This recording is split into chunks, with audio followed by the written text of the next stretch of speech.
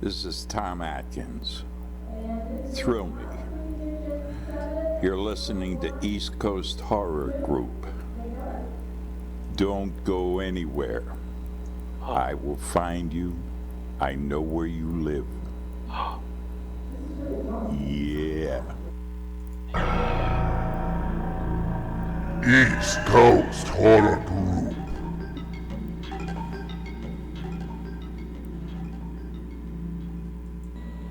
They're here. Alive!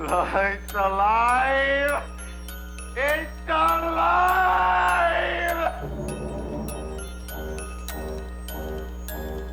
East Coast Horror Group presents Dead Art Movie Reviews.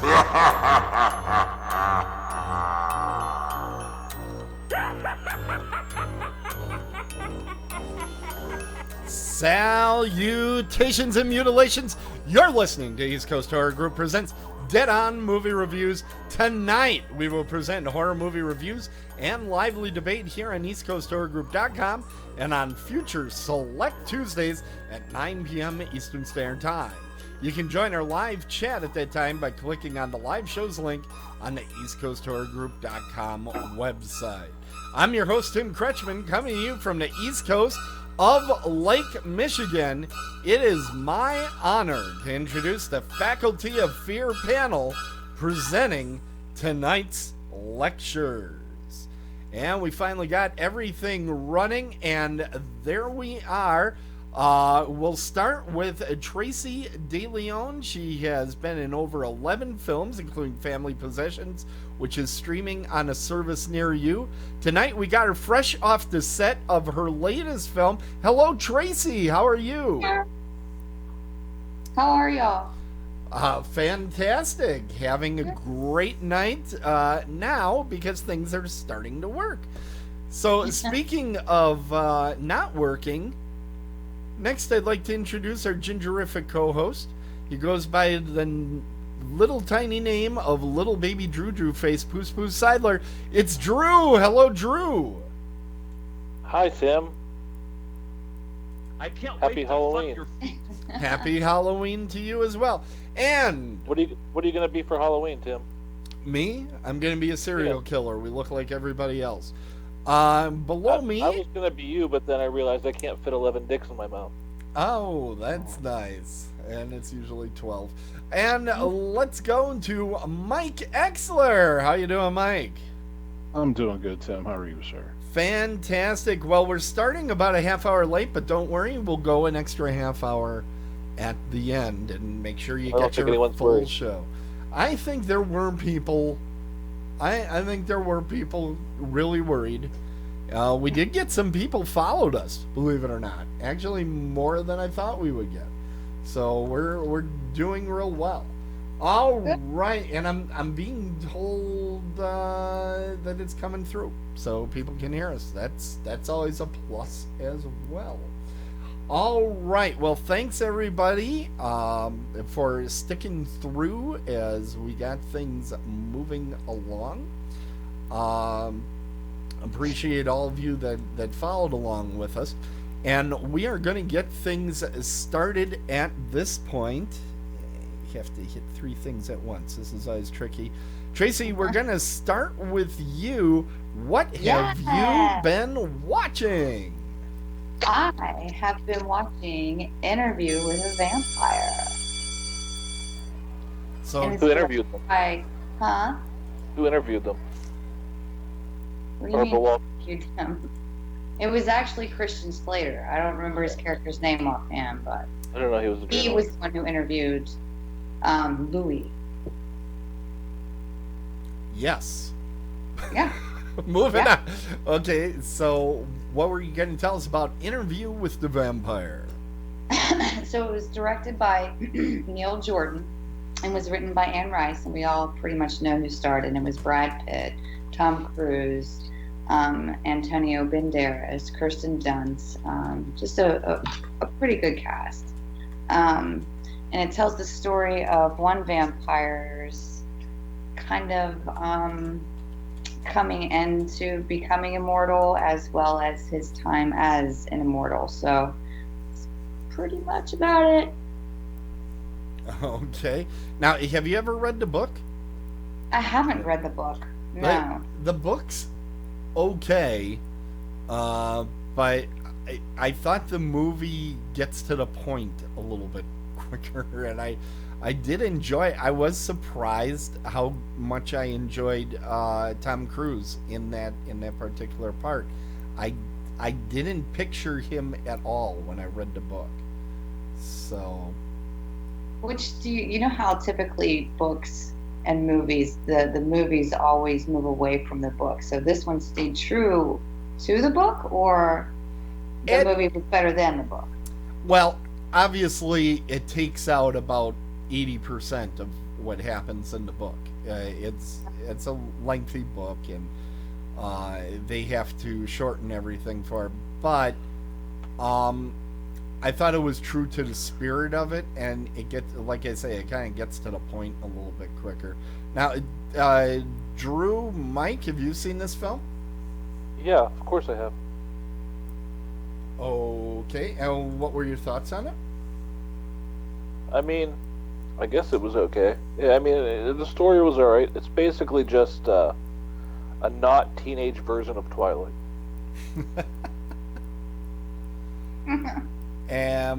Mike, what did you think? I haven't seen it in a while, but I remember I liked it for that type of vampire. The sort of Dracula-esque vampires, not the monsters. The story, it drug out a little long for me, the film, actually. Yeah. You Should should have try hit the reading editing the bay. book. You should try reading the book. It goes on forever. No, I Nope, couldn't do it. updates. Couldn't do it. Yeah. Yeah, I didn't hate it. I actually liked it a lot. You know what's interesting? We're playing on the video version of this.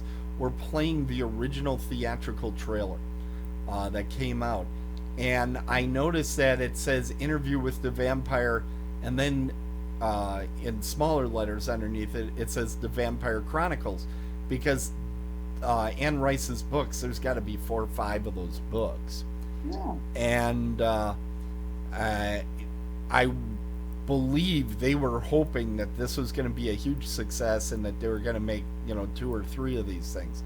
Obviously, that did not occur. Movie to the Damned. Did they? Yeah, they did make that. They made, but that's the only one, right? I think that's the only one. I can't remember. I don't even know. But it certainly wasn't, the second book in the series is The Vampire Lestat, which is Tom Cruise's character, and Tom Cruise sure didn't make another movie. They had Aaliyah in the other one.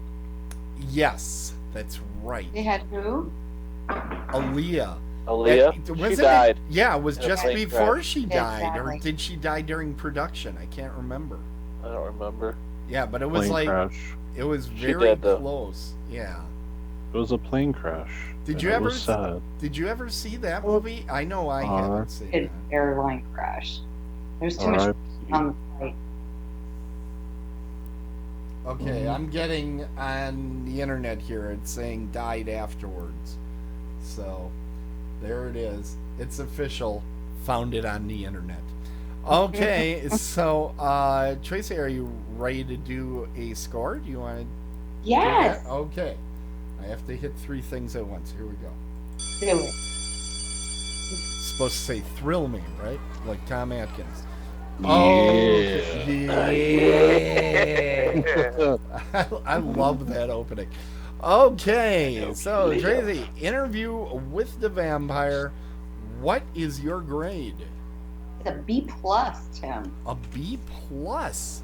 Yes. All right, that's cool because I actually guessed that and had it typed right away. So, fantastic. That has to be a first. Yeah. Fantastic. That's great. Thank you so much. Really You're appreciate welcome. that. I think that's a movie I might need to take a look at again. It's been such a long time. You should watch it. I hadn't watched it in a long time either, and I actually enjoyed watching it. All I like watching Brad Pitt eat rats. All And right. also some strange pedophilic overtones. There is a lot of pedophilia or homoerotic stuff in the book, and Well, yeah. yeah, it's disturbing, the amounts of it.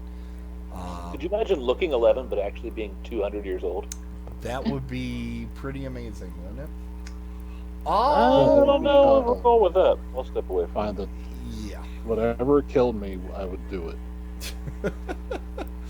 All right, let's move on to Drew. A little baby Drew face Poos Poos Seidler. What have you been watching? I watched a movie that Netflix called Marrowbone, but everything else calls The Secret of Marrowbone. Oh, I don't know about that. I found it on Amazon as Marrowbone. Well, IMDb is calling it The Secret of Marrowbone. Ooh, a controversy. Oh no. Tell us about The Secret of Marrowbone.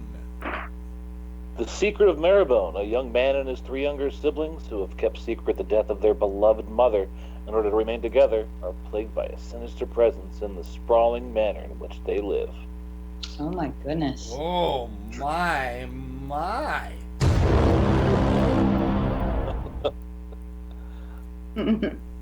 Directed by Sergio G.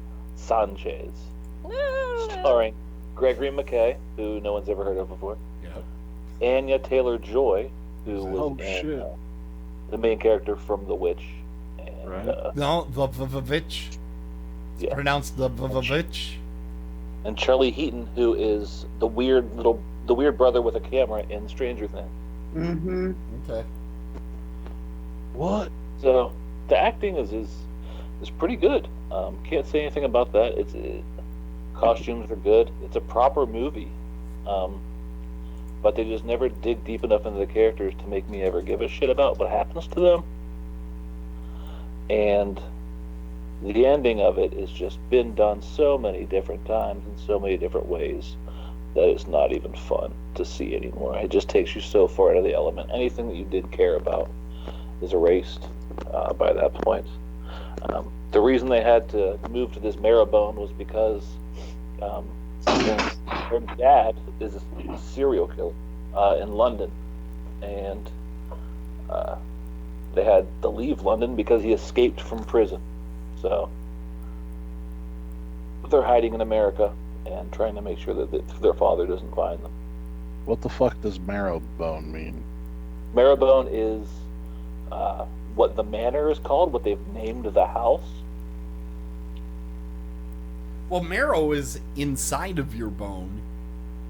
It's true. It's the substance within it, and I know what bone marrow is. yeah.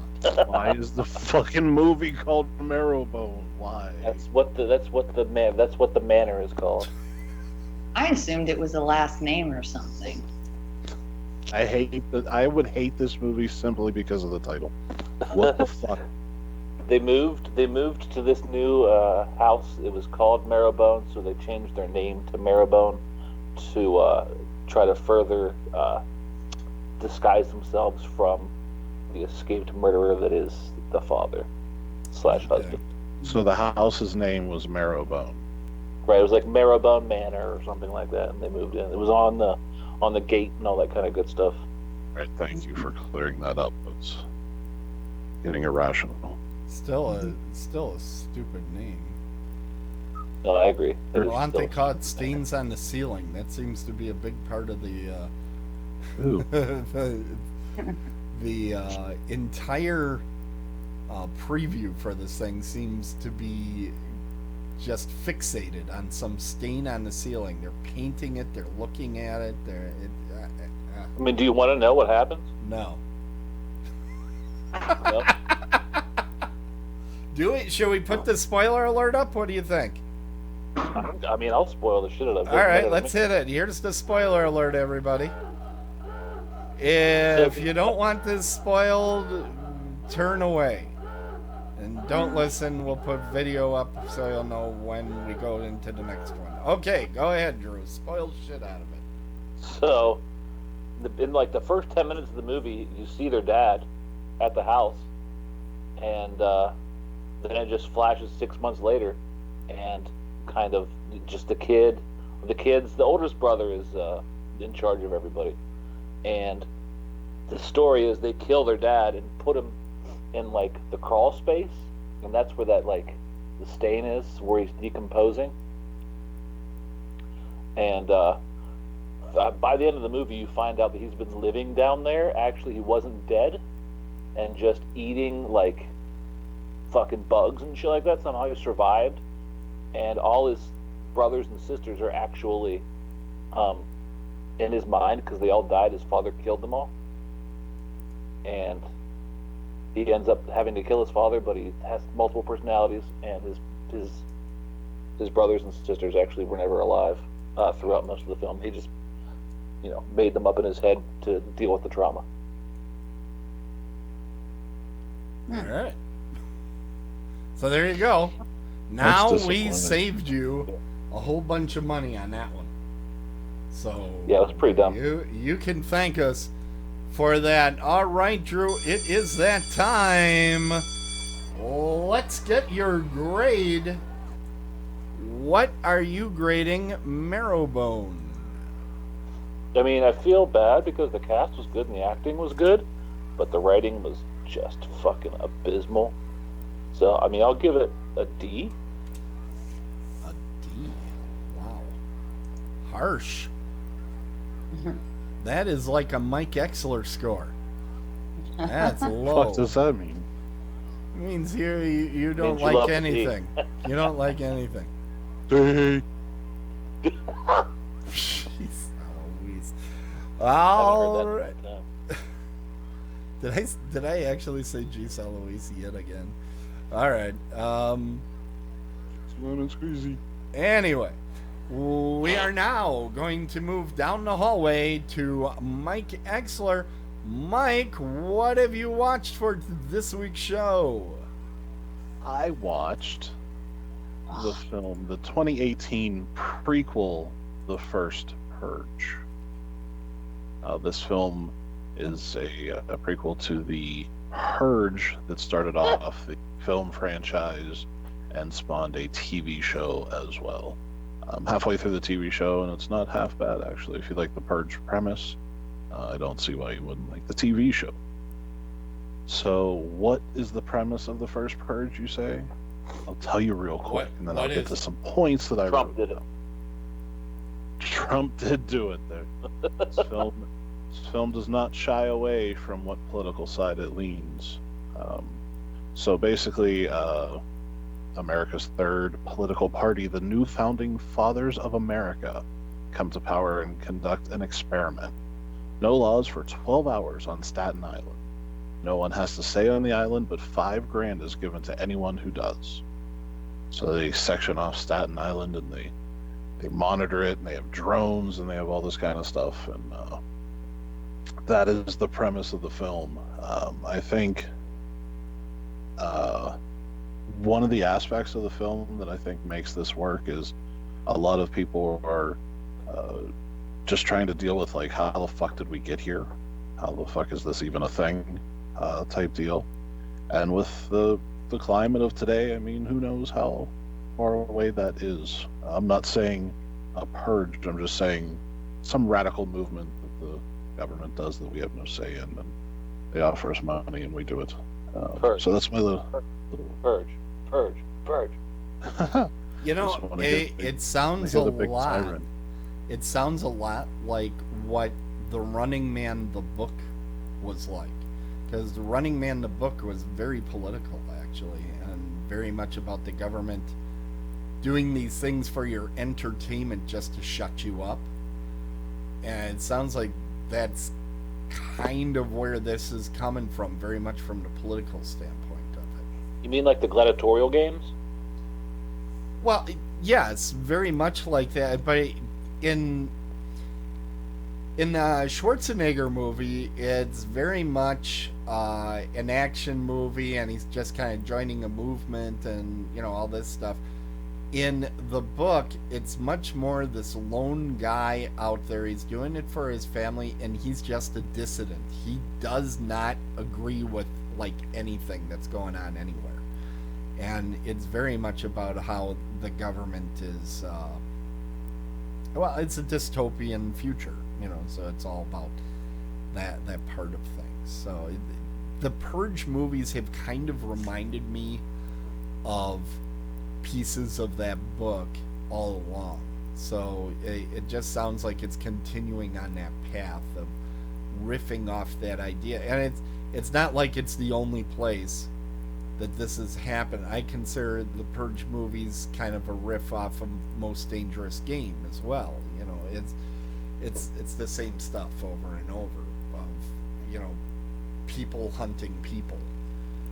So Yeah, I think with this one, they finally give a backstory to the new founding fathers of America. Like in the other Purge movies, you always heard their name. Right. But you never really knew what they were or why they got to power. Okay. And so you find out why they are doing this test and why they want the Purge on a national level. Thanks, Obama. And, yes. This is in this story. It's not so much that these are evil men, twirling their mustaches, laughing at people killing each other.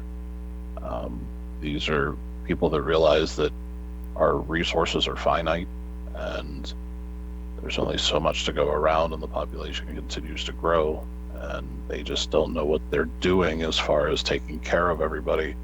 So the only thing that this people have come up with is to eliminate a section of people so they don't run out of resources as they go on.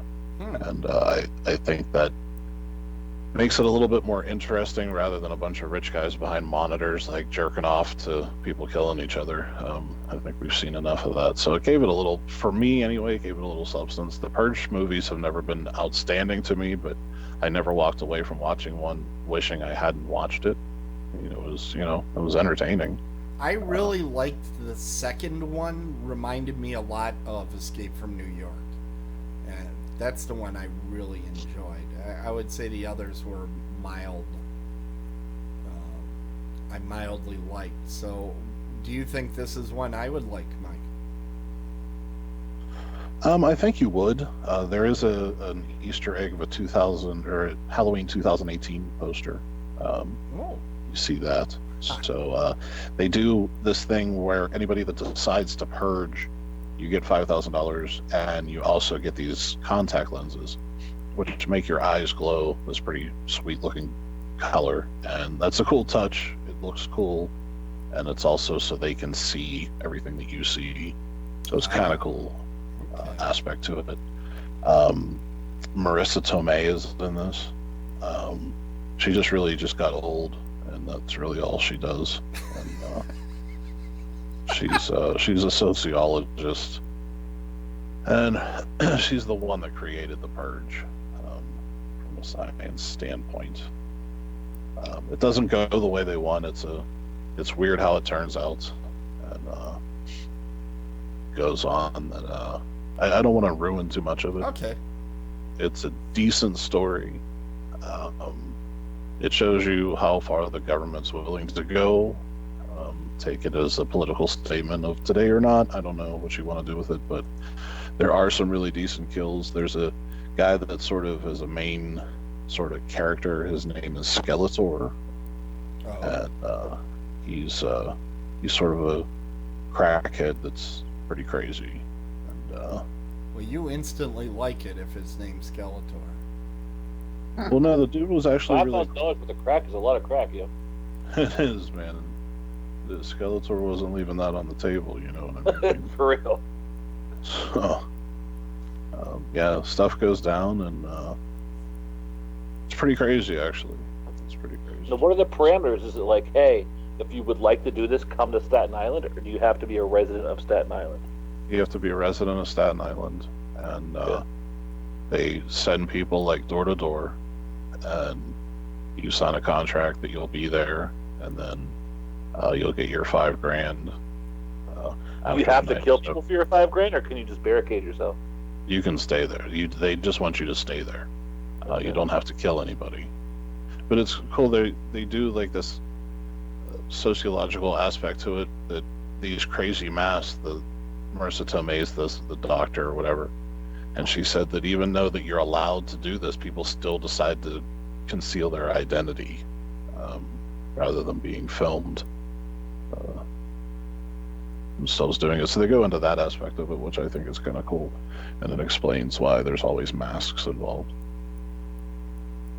So it's a good prequel. I think it's. I always thought it was interesting that they said the Purge just happens, at some random time. It doesn't really say, and I always thought the Purge would be perfect for Halloween, that would be, or Hell Night, tonight, Yeah, it happens once a year, but I don't know when it's supposed to happen. I always thought it happened on the 4th of July. Arbor Day. Or Arbor Day. Yeah, Arbor Day is the most likely, because a lot of people are very strict with how they celebrate Arbor Day. It's up there with Columbus Day. And Easter. Mike, are you ready to grade it? Like chocolate bunnies. Yeah, I'll grade this bitch. All right. What? Whoa. What do you grade the first Purge? I'll give it a solid B. Did you say solid? I said solid B. Solid B. B. Solid gold dancer. This is fantastic. Dancer. That's pretty awesome. That's pretty awesome. I was expecting you to piss all over this thing, so that was a big surprise for me. Well, you never know. You never know with my. I've just lowered my expectations to the point of anything is okay now. All right. Well, it's time for mine, and I went out opening night and saw Halloween 2018. Now, shut your mouth. One of the things we have to discuss is what is up with this franchise naming 3 movies in the franchise already have been named Halloween. And it's hard to keep track of which is which. So I have come up with a solution to this. As you know, I am a doctor, so I am qualified to come up with this. So, what I think we should do is call the 2007 version of Halloween, which was the Rob Zombie one, should be called Zombieween. And this one, which was done by Danny McBride, should be Dannyween. So I went and saw Dannyween. I don't like this anymore. I don't want to play this game. I don't know. It's kind of hard. You always have to say the date now, with 3 of them being named the same thing. I wish they would have called it like the new Halloween or something. But that is going to be one of the biggest criticisms I have of this movie, because I loved it.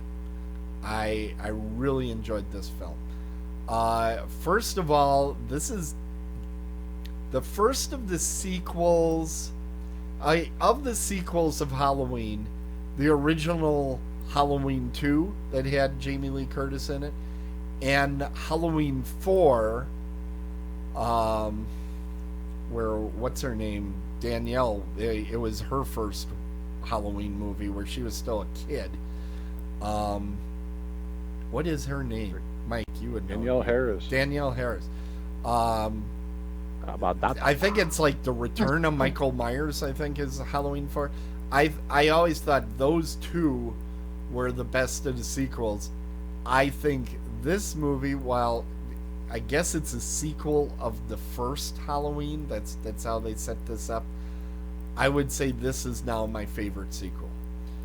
The reason I say that is, first of all, having Jamie Lee Curtis in there's a reason she practically was the reason behind them coining the term screen queen, scream queen.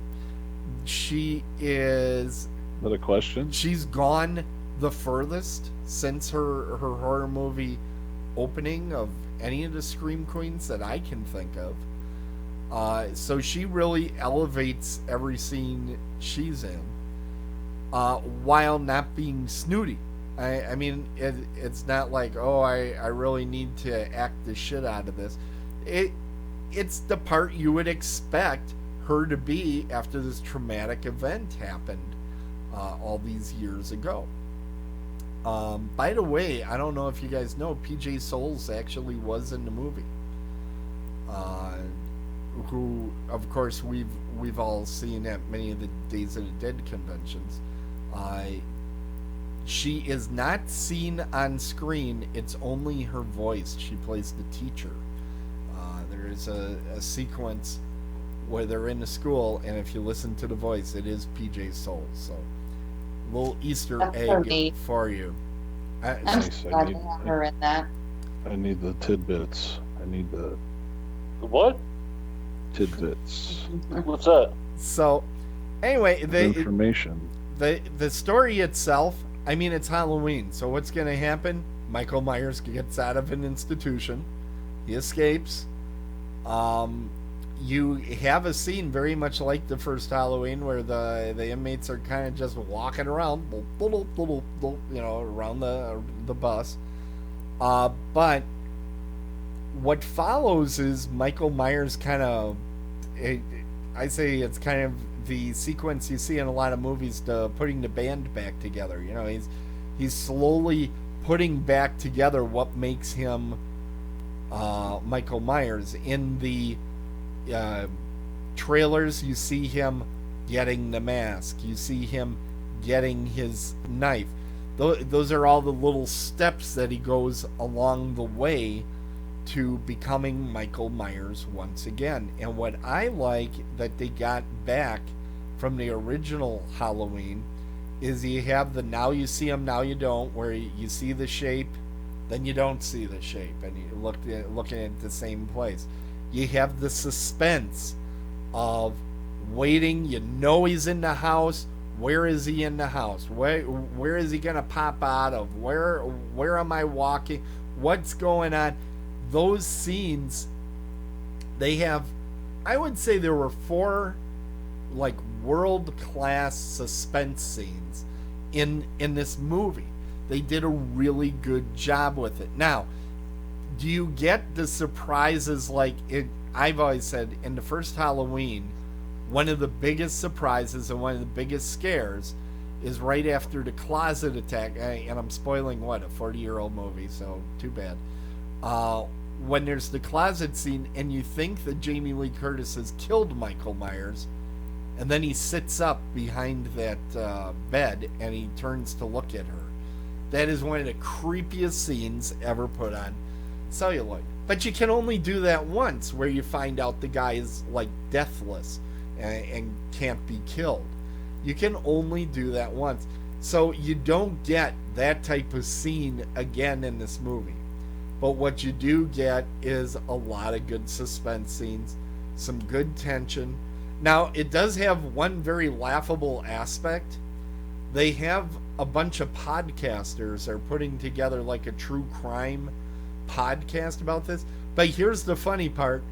They have resources to pay people off to get information and to pay for interviews. There's only one type of podcaster that can afford to do anything like that, and that would be NPR. So why didn't they just name them NPR instead of, oh, they're podcasters? No, podcasters don't have money to do that sort of shit. Stop it. So that I had an issue with, but really, overall, I loved the tone. I loved the suspense. It's certainly a bloodier movie than the first film, the Carpenter version. But it's not like over the top Evil Dead blood squirting all over the place. So it still feels like it's part of the franchise. And I really, really enjoyed it. Now, Mike, I believe you saw this as well. Yeah, I did watch it. I went to the movie theater. To the movie house? Motion picture house. Yeah.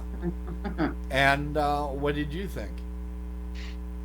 I agree with a lot of what you said. I thought they delivered on what Danny McBride said that they were going to do, and that was make it just a lot more gritty and a lot more hardcore. And they did just that. He was much more brutal of a character in this film.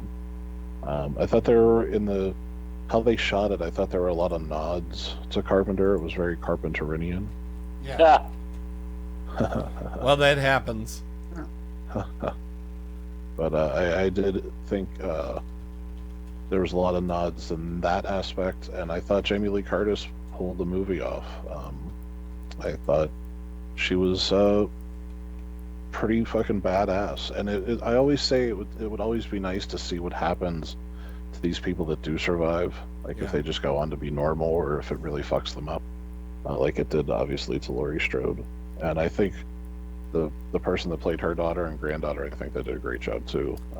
I think they all did. I did too. The daughter I've seen a number of times in other movies. Her name escapes me, but she's done a lot.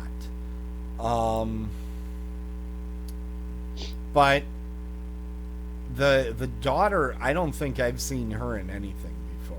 No, it said introducing, so this was her first film. Yeah.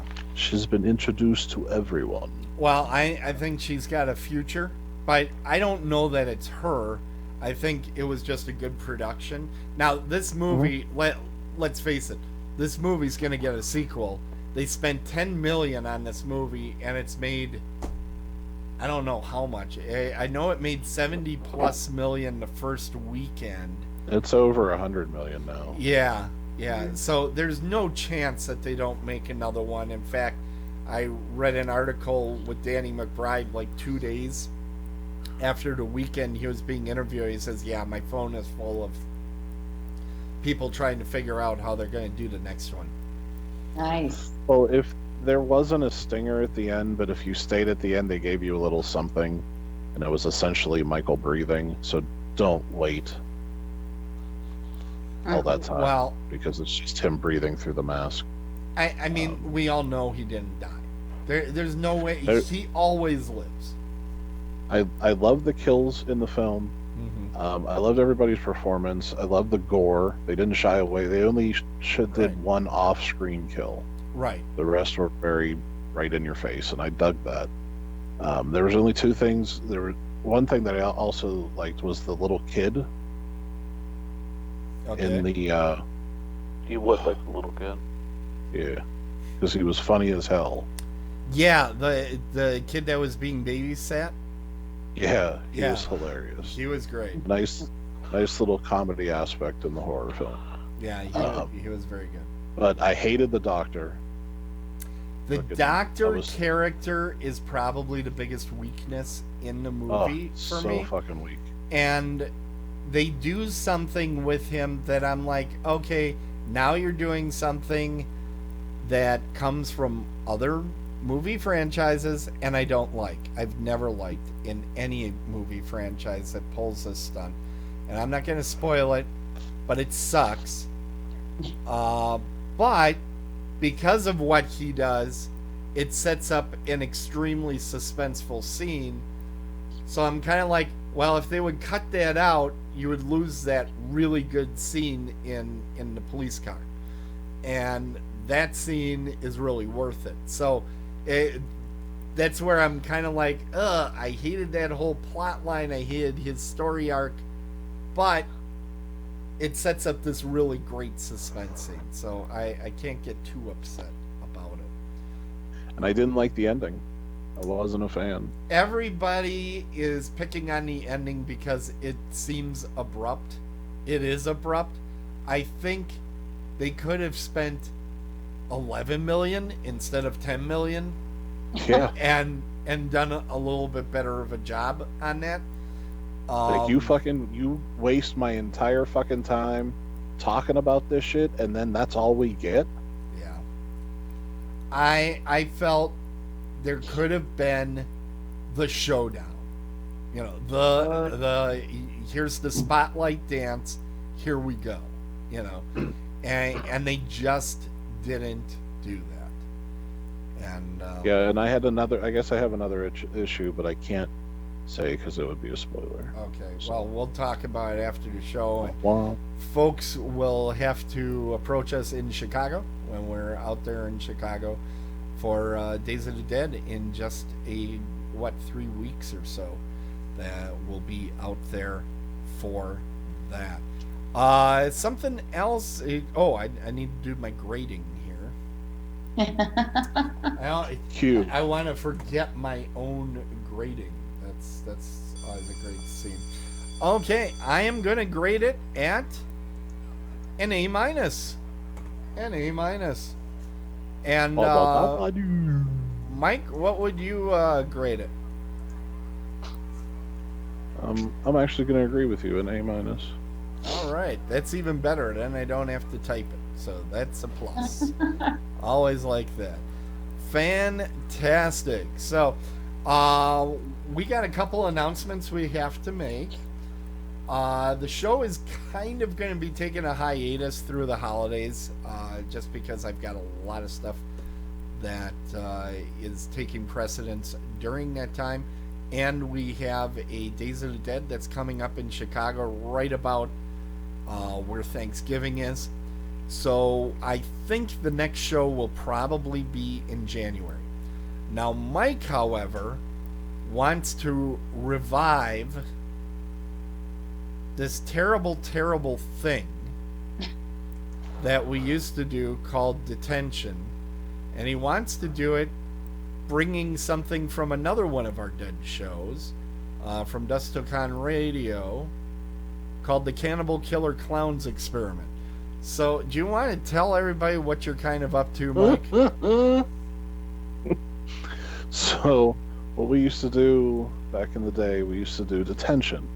And we don't have to do a video show. We only did like 2 episodes of it, by the way. The one got pretty savage and we kind of quit. Yeah. It was a Halloween episode, actually. Yes, it was. So that would Because have been somebody like 3 dressed years up. ago. Yeah, somebody dressed up. And things went south. We'll just leave it that way. So Mike dressed up like Zach Daggy. Now, tell me about what is this movie you want us Like all the- to watch? The idea of Detention is we would pick one movie and we'd all watch it and then we'd talk about it. yes. And So what I've you picked this giant dung heap of a film. What is it called? Cannibal Killer Clowns on Dope. Okay, and you've actually have seen this, and you're going to subject us to it anyway. Yeah, I actually have to watch it again because it's been so long I don't remember, and I want to be, brushed up with everybody else. Right, So and we got to pick a good date. I think it's going to be in January, but we'll figure something out offline, and we will make sure everybody knows that that's the time that we will review Cannibal Killer Clowns on Dope, which we have photos up there on the video of what a fantastic film this is. It's just iconic, I'm sure. So It's the scariest clown movies that has been made since last Thursday. Wow. That is not praise. Count me That's out. Not praise. Not praise. So it'll be since Tracy's out, it'll be Tim, Drew, myself, and Adam. Well, Ooh, Adam gets to see it. That'll be fun. we'll see. We might be able to talk some of our other ones into it, and I'm not counting Tracy out just yet. So we're gonna. If I have to watch this damn thing, Tracy, if I gotta watch it, you're gonna watch this. That's how this is gonna happen. It's gonna change your life. Yeah, I'll contact some of our other hosts. And like you say, I don't think we can go video with this. I think I also learned tonight there is no frickin' way we can ever bring back Facebook Live. Oh look, Tracey has a little friend with her. Look at that. Let's turn on the Tracey cam. There we go. Hi, little pup. Now, what's the name of the creature? His name is Hey. Rico Suave. So if you heard any crashing sounds throughout tonight's show, that's what those sounds were. It wasn't just Tracey being uncoordinated or something. There was an actual. That does happen, though. That does happen.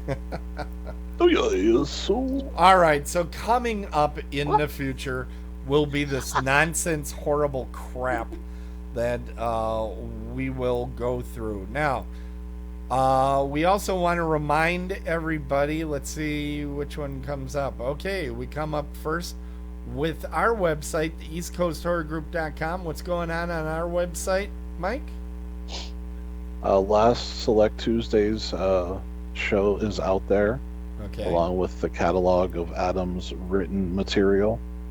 So go over there, check that out. Also, all our panels and such.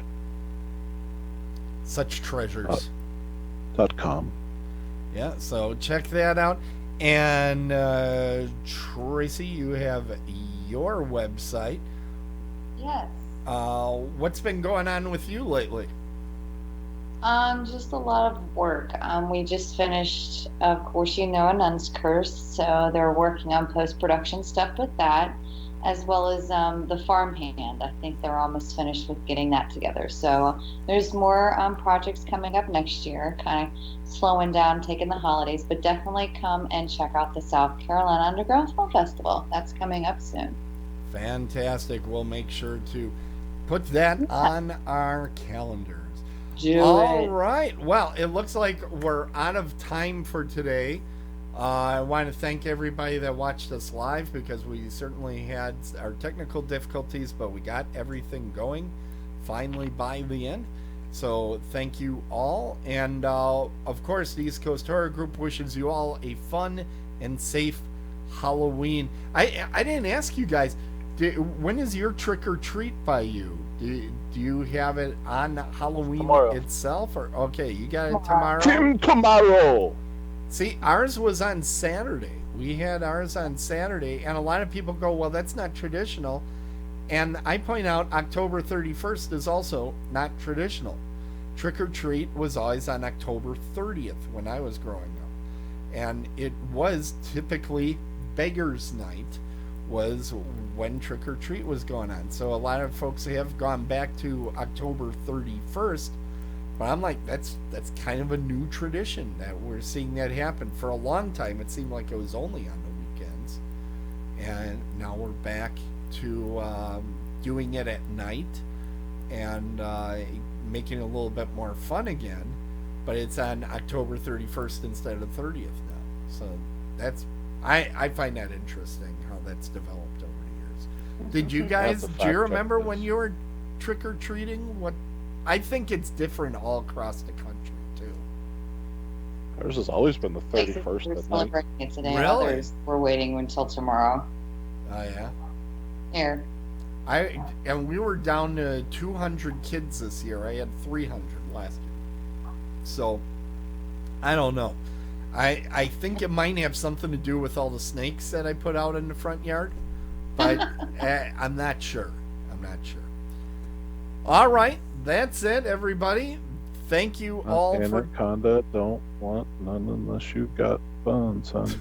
Guys, happy Halloween to you guys. Happy Halloween, Happy Halloween. everybody, and hang in there, pumpkin, until our next show. And remember, as John Carpenter, in his Carpenterian way, once said, horror is a reaction. It's not a genre. East Coast Horror Group. See, this is the creepy outro. Smells Yeah. more like outdoor. That's, Mike, that's something I didn't mention, how great it was to hear the old music again. The Halloween music. Well, that's his score. Yeah, I mean, it's Sounds like his old score. Which yeah. means pay him money. Well, Yeah, but I mean, it's one of the best scores to a horror movie ever, in my opinion. Certainly beats I heard it's- Suspiria. Well, yeah, I heard it's actually better to listen to it just by itself. Fantastic. So you should like totally try it. All right, that's it for tonight. Thanks, everybody, and have a great evening. Halloween. Cleaners.